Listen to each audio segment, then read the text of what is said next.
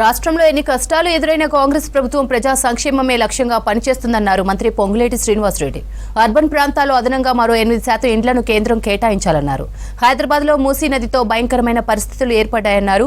మూసీ ప్రక్షాళనకు కేంద్రం సాయం చేయాలన్నారు. అలాగే మెట్రో రైలు విస్తరణకు కూడా సహకరించాలన్నారు. కేంద్రం నుంచి సరైన సహకారం లభించేలా రాష్ట్రానికి చెందిన 2 కేంద్ర మంత్రులు కృషి చేయాలన్నారు మంత్రి పొంగులేటి. రాష్ట్ర ప్రజలందరికీ ఒకటి చాలా స్పష్టంగా చెప్తున్నాం.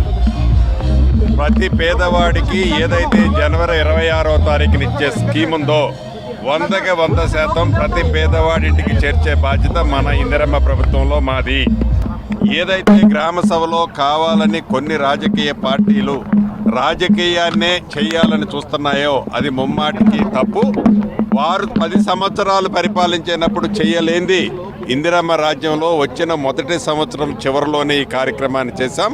మా ప్రభుత్వానికి చిత్తశుద్ధి ఉంది.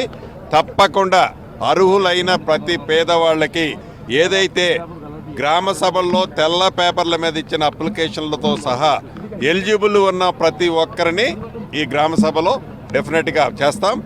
ఏవైతే లిస్టులు చదివినప్పుడు లిస్టులో మా పేరు లేదని అభద్రతకు లోనయ్యారో అటువంటిది ఏమీ అవసరం లేదు.